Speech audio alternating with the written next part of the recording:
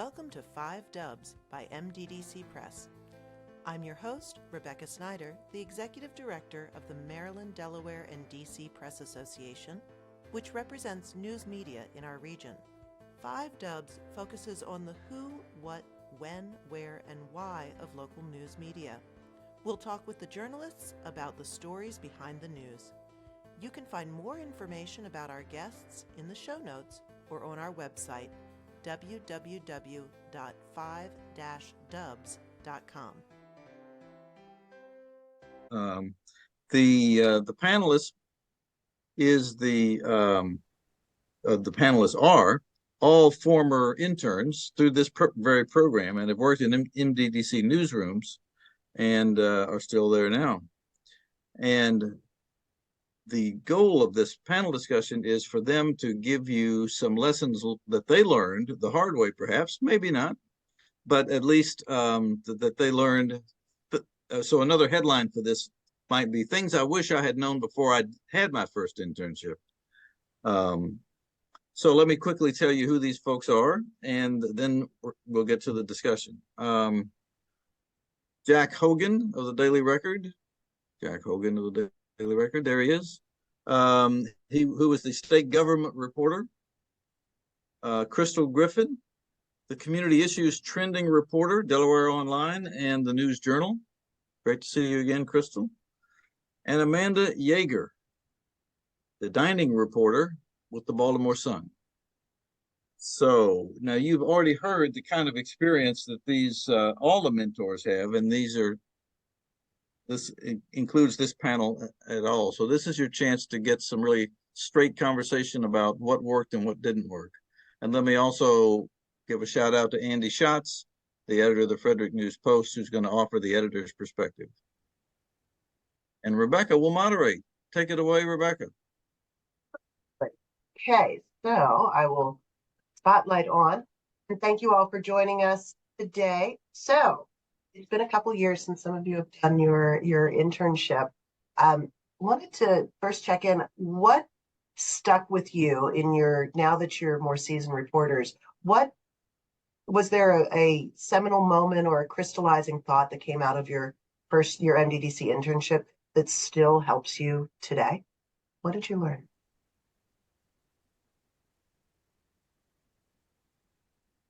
Go for it, Jack. They learned to never go first on a panel discussion. Yeah. Wait till others give something smart and then say me too. I think the first thing I learned was just the importance of establishing relationships within your newsroom. And doing it in my internship was kind of weird. It was 2020. I actually never met any of the people I interned with at the Capital Gazette in person during the summer that I interned there. So I think being intentional about forming a regular rapport with your editor and establishing a level of trust and mutual respect, but then also taking advantage of the people that you are working alongside for these 8 weeks, getting to know the reporters, even if it's just a couple quick conversations, one quick conversation to get to know them, build the network of professionals that you have, and just being able to pick their brain a little bit, I think is huge. Yeah. Amanda, what about you?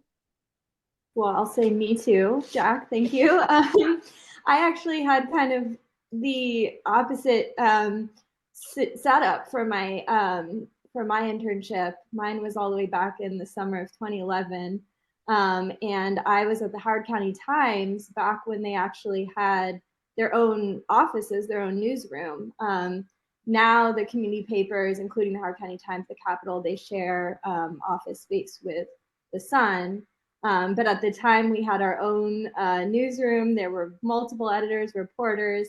It was a great place to be. And so I agree. I think it's really, it was really valuable for me to be there and to engage with my editors as much as I could, to be face to face with them and ask them questions and get advice from them. When I was working on a story and maybe I was stuck somewhere, didn't know, how to move forward. I think just taking advantage of, the experience and the wisdom, of the people that you're working with really helps. And also just, talking to the reporters. I ended up tagging along on assignments. I didn't really have a beat that I was given for the summer, so I got to do, go to court with the court reporter, and I got to go to a council hearing with a government reporter and a school board meeting with the education reporter. And I thought that was really valuable because it gave me the chance to kind of see what I might be interested in. And that helped, shape my next steps. So go in person if you can. It's sometimes really important also to know like what you don't love doing, and getting that really broad overview is important. Krys'tal, did you have anything that you wanted to add on this? Yeah, just briefly, similar to what Amanda said, is just try as much as you can. You might have a beat that you love and you go into your internship thinking like, this is the type of reporter I want to be for the rest of my life or for this whole entire internship, but you'd be surprised what things you might be thrust into reporting on or even try out doing and find that you really love it and you have a knack for it. I tried out the breaking news desk. I did business reporting, food reporting, entertainment, environmental, anything they asked me to do. I was like, you know what? Why not? Because if I don't like it, I know, and perhaps I don't want to apply for jobs in that field or, that beat. But also if I find out I do love it, I can continue building up those skills, and it just makes you a better, more well-rounded job candidate when it comes to applying for another, job position, or maybe, applying for another internship. So that really is the biggest thing. And in this day and age, the lines are blurred so much on social media between, what exactly is like this niche beat. So you could be doing a food story that also turns into like a social justice, why is this a food desert area type of story? Or you're doing, a sports story and it turns into a local business that is kind of has their hands in the pots of different sports things going on in the area. So there's so much to uncover that I think really do not close your mind off to anything, even if it seems boring at first. There's definitely all sorts of, maybe not as exciting things to write about in every beat, but then on the flip side, there are also very interesting things that maybe you would have never thought about. I feel like my mom always said there are no boring, there are no boring topics, there are only boring people. So like if you're bored, look within. But Andy, before I want to harken back to, I want Andy to say his piece on what you want interns to get out of the experience. And then I want to talk about preconceived notions. So Andy, what do you want interns to take away? Well, I think what Amanda described is what our internship experience would be like here. Being a generalist, you will learn some of everything. Herb and I just huddled for a few minutes in a separate room, and we went over every possible thing that you could experience. We're going to try to make that happen: short-term, long-term, records requests, going to the scene of things, tagging along for meetings, doing feature stories, maybe doing some editing, maybe doing some photography. I think you mentioned data visualization, which we are very excited to hear. You will try to get as much experience as you can with as many different things as you can, because Krystal's absolutely right. This is a great time to learn it and realize you don't like it, and then figure out what you do like. So our reporters come in, our interns come in as reporters. They are no different than anybody else that will work here. They're going to be expected to produce a lot, to cover what is asked of them, maybe develop some expertise, a beat, and they'll be, our staff of 6 reporters will be 8 reporters while we have our 2 interns. And I think that's so important to recognize that your editors and the people around you, like everyone understands that you might be coming in with greater or less experience in different areas, but we want to give you a well-rounded experience because this is your, your kind of pathway into the industry. And from the MDDC perspective, we really want you to stay in this industry. We want you to stay in this area. We like to grow our own candidates. And I think the people around this table are testament to that. Like, maybe it wasn't the MDDC internship that made you decide to stay here, but it created a network and a channel and some experience in this area that makes it easier to find a job. I wanted to, before we get to sort of the ideas that you came into an internship with, wanted to, earlier in our conversations, we've had discussions about maybe some anxiety about deadline pressure. That some of our incoming interns are feeling like, oh, how am I going to like hit a deadline every day? Do y'all have strategies? Because I think that is kind of the biggest challenge from going from an academic setting to a real world session. Like in the academic world, you could polish your article to a titanium finish if you wanted to, because it's your time. But in the professional world, you got to move that rat through the snake. So tell us a little bit about your strategies and what it was like to move from one thing to another. All right, Amanda. Okay.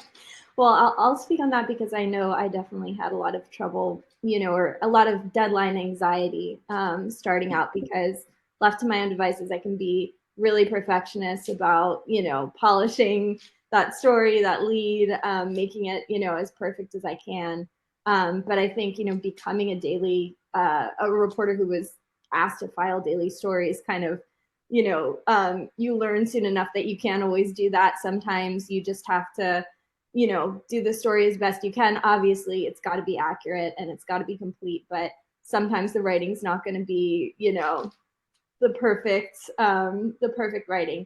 But you get better and better as you go. But I would say in terms of my process, doing a lot of the legwork, like as soon as possible, is really helpful. So if you, when you get an assignment, think right away about who you might want to talk to, what angles you're going to need to get for this, and then put in those like requests to talk to people right away, reach out right away.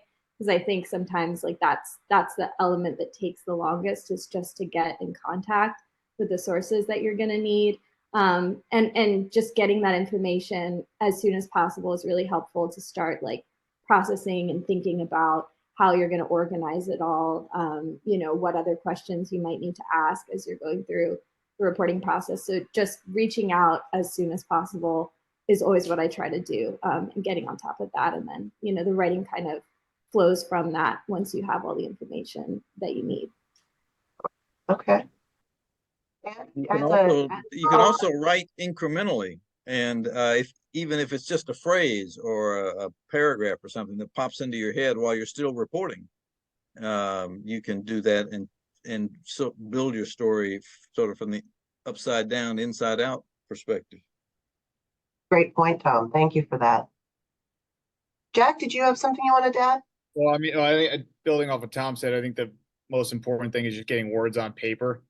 I mean, I've been on a daily deadline. Well, under Andy, I think I drove him crazy for on a couple I used nights. to have more hair. Yeah.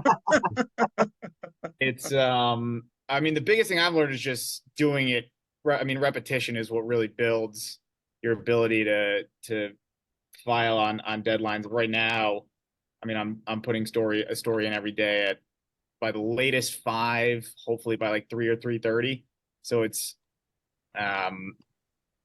getting repetition. And I think Andy also one time said, you'll be proud that this is stuck, but don't let perfect be the enemy of the good, or something along those lines. So getting words on paper as quickly as you can is really important. Like Tom said, build off what you have initially. And once the muscle memory builds, you'll start to trust your ability to go fast and still be accurate. But I think if you get words on a page, start at various points of the story, it'll get the gears churning, and the story will come together. You can edit yourself. You'll have an editor behind you, but just get going on starting somewhere in the story, and then the deadline anxiety will work its wonders. Andy, it feels like you were a powerful force in Jack's early writing life to get on deadline. What other pearls of wisdom did you have on that? Well, if you point to your watch really hard and you just look stern, then it starts to write faster. It's pretty amazing. No, so I'm going to talk a little bit about planning and think about where you need to be at what time and where you are now, and then what it takes to kind of advance that stage. Planning is really important. You might be adjusting your planning repeatedly throughout the day. Something is falling through, What do I need to do? Can I still rescue this? Is there another source? Leave myself enough time to write, leave myself enough time to be edited, leave myself enough time after that to maybe make some fact-checking calls or editing before you're scrambling a deadline. But I'm gonna sing Jack's praise on the planning aspect in one particular way.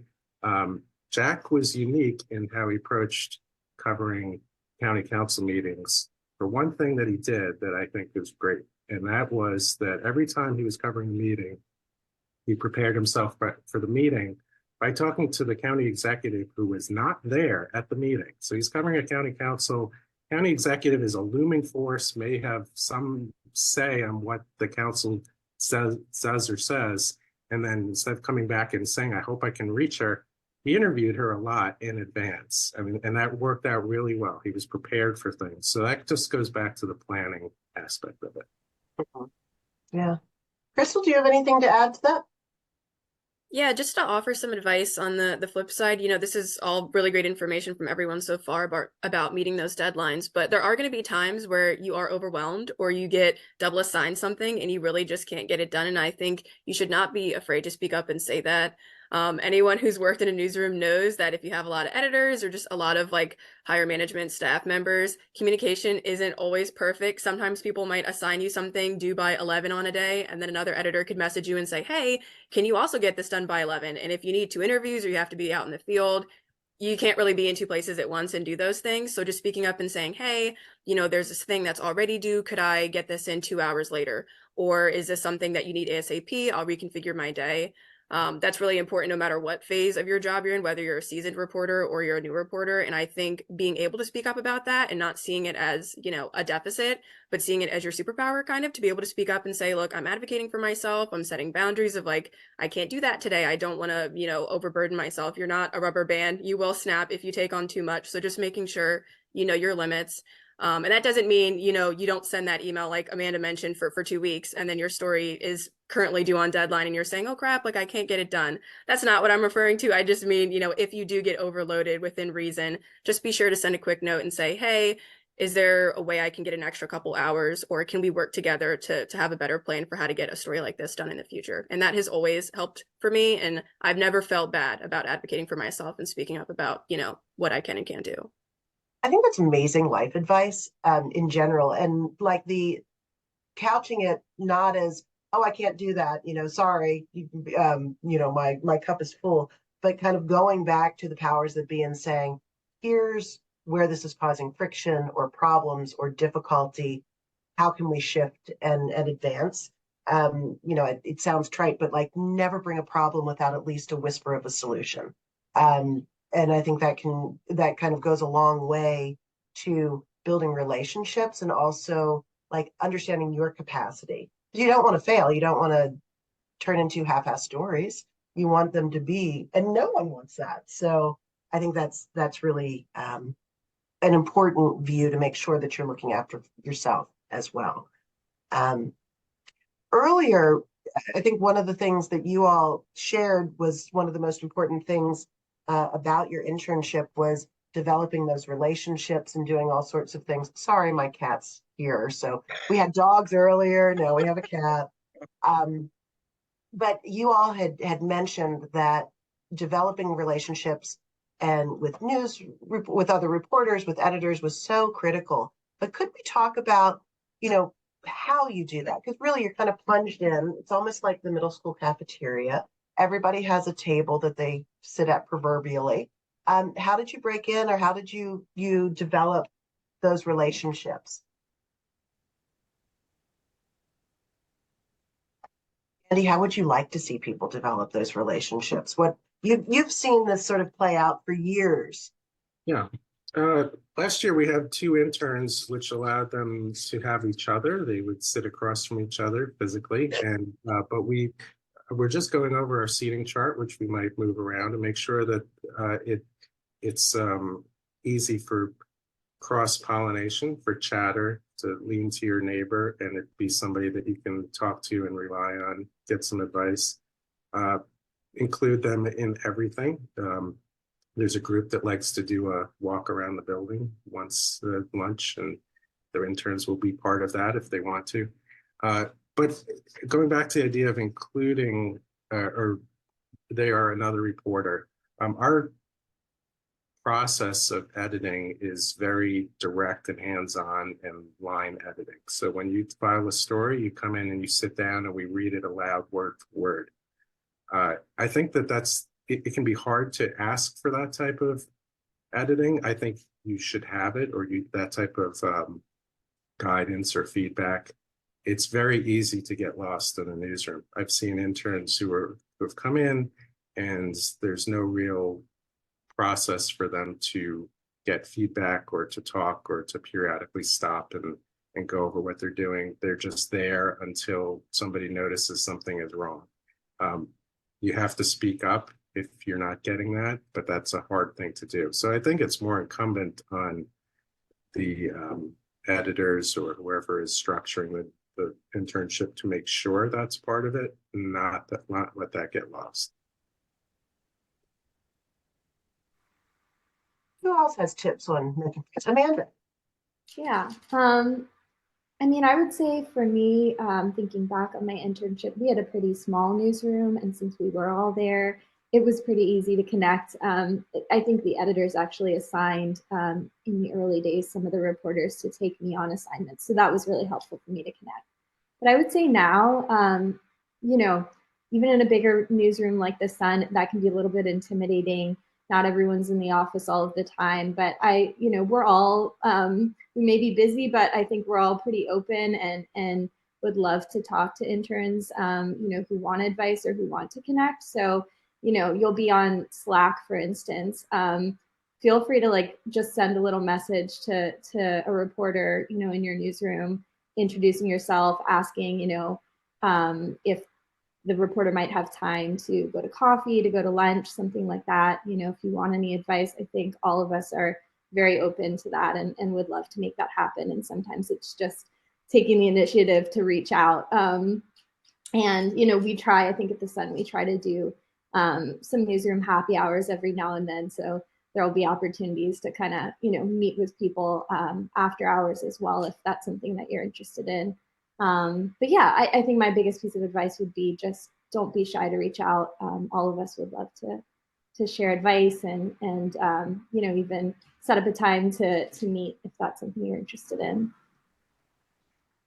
And I think also, you're reading everything in the publication anyway. If you want to know, gosh, how did you get that source? You really did well with that lead. How did you get that idea? It's a great opportunity to have all these advisors, all these people that want to see you succeed in one place. So use it. Jack, you're off of mute. What did you want to add? Yeah. Well, I think just building off what you two said is intentionality is huge. I know, and that can apply even if you're remote. I know some people live maybe not close to their newsroom, we're only going a couple times a week.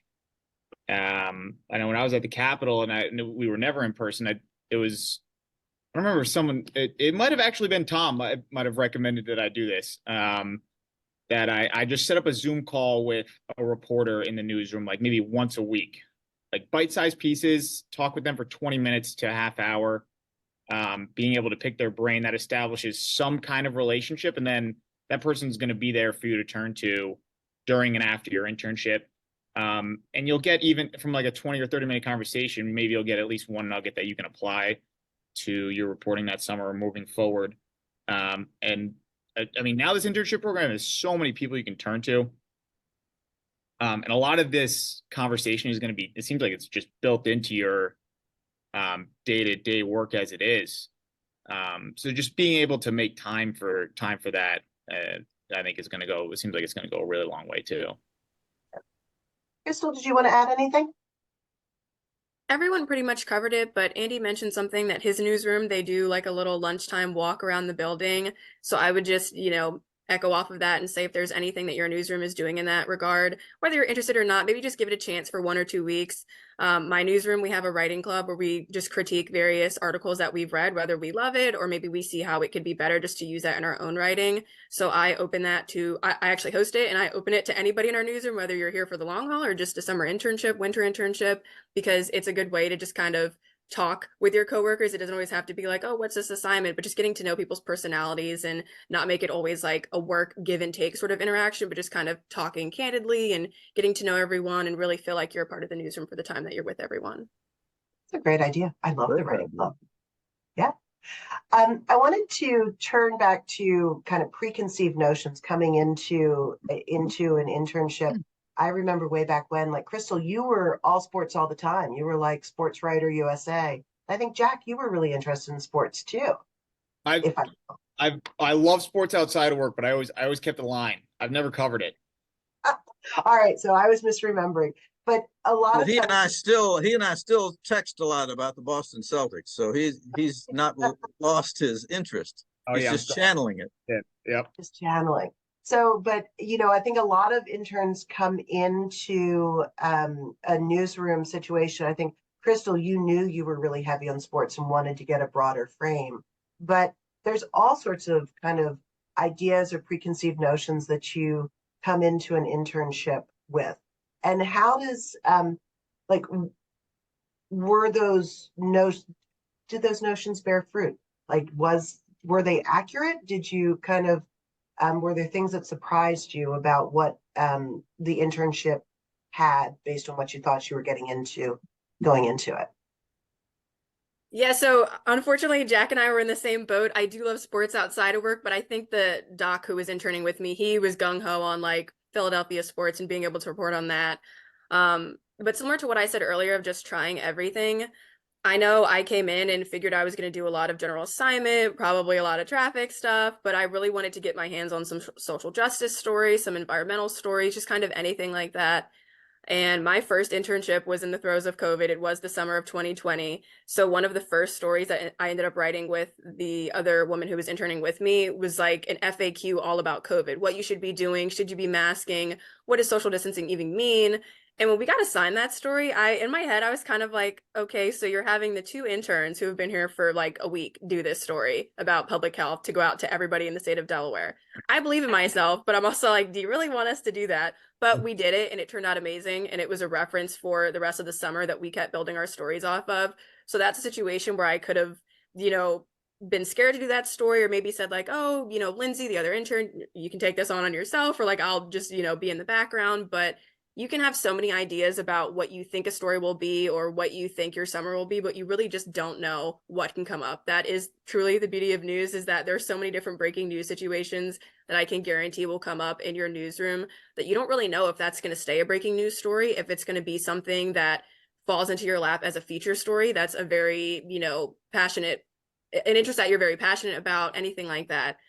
So again, just staying very open-minded, trying as much as you can, and making sure that you can have your own personal qualms and hesitations about a story, but really don't let that force you to turn something down or, sit in the background and let somebody else take over something that really could have been a really good opportunity for you. Anyone else want to tackle that? Andy, you look so pensive. But Amanda, go ahead. I'm always thinking. Well, Amanda turned off her mute, so I think she has something to say. Yeah, well, I would say I went into it in college. I really wanted to be a features writer. I wanted to do maybe magazine writing.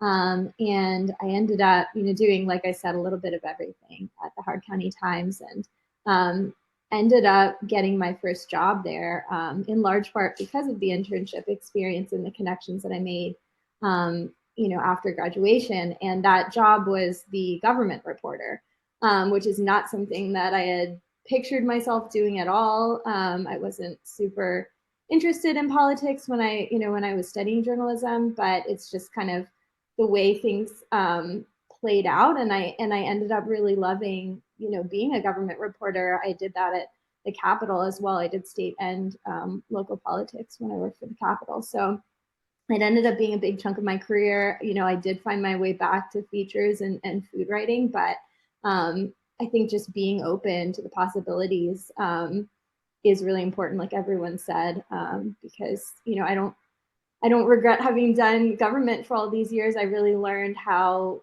things work behind the scenes, and that has helped me in my food reporting and my features reporting, going forward. So stay open.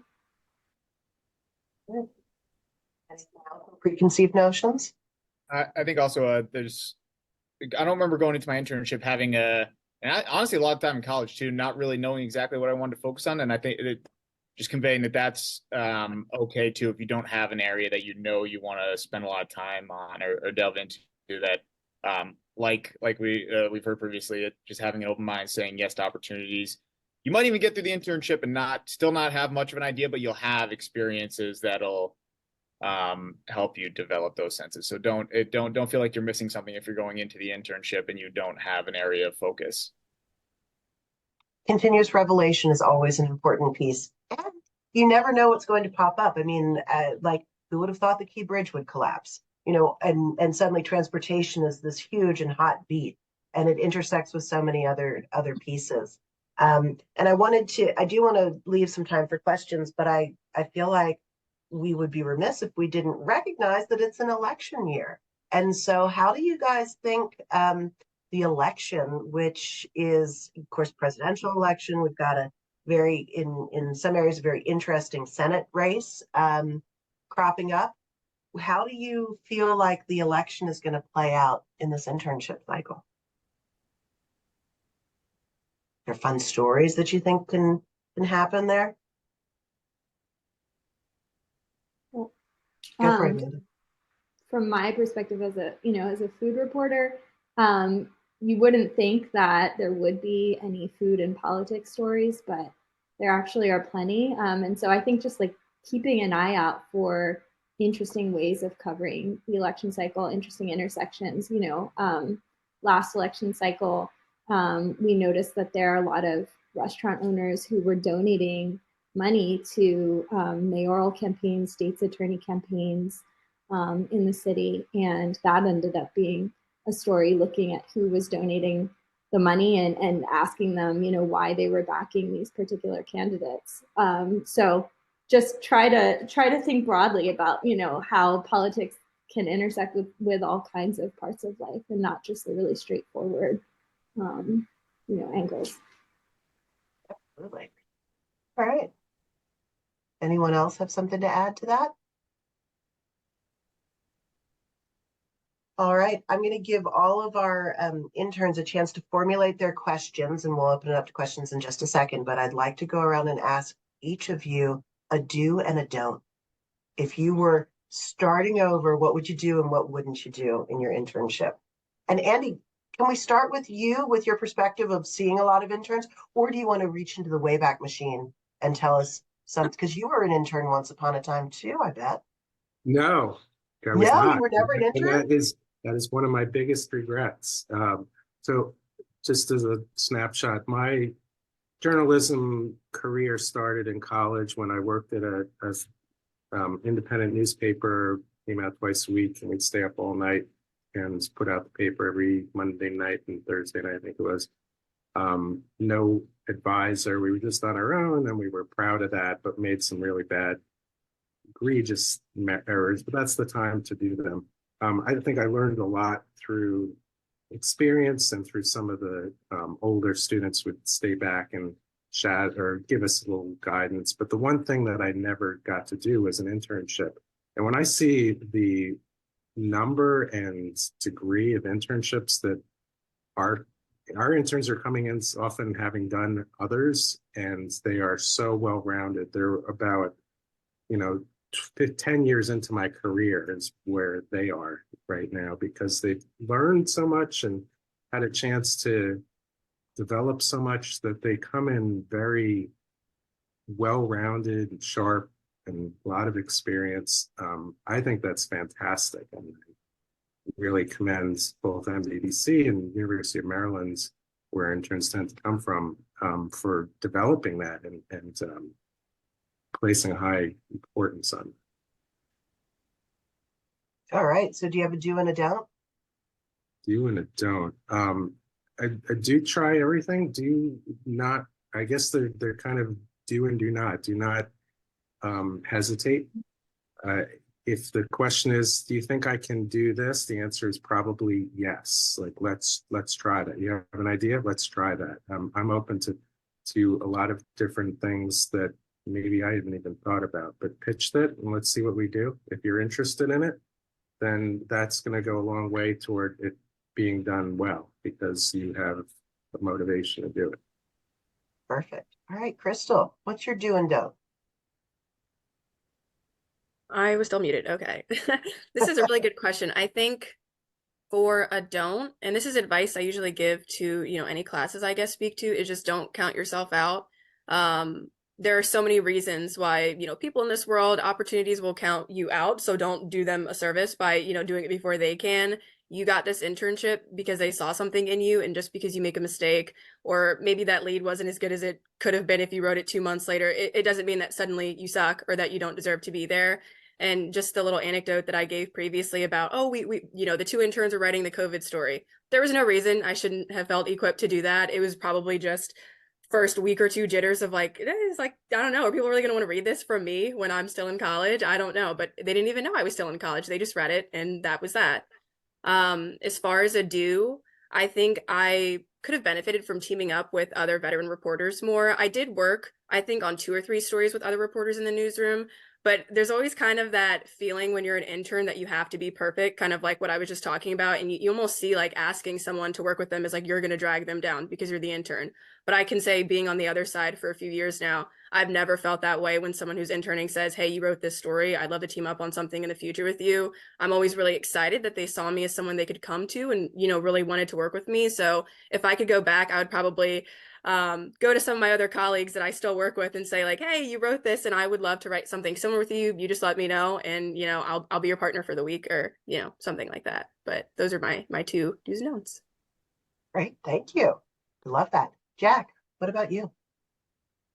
I think for the do, I would say try and try and pursue a feature story. I think we probably touched on this a few extra times, but just having a real strong clip that you can take out of this interview, out of this internship to include in job applications moving forward.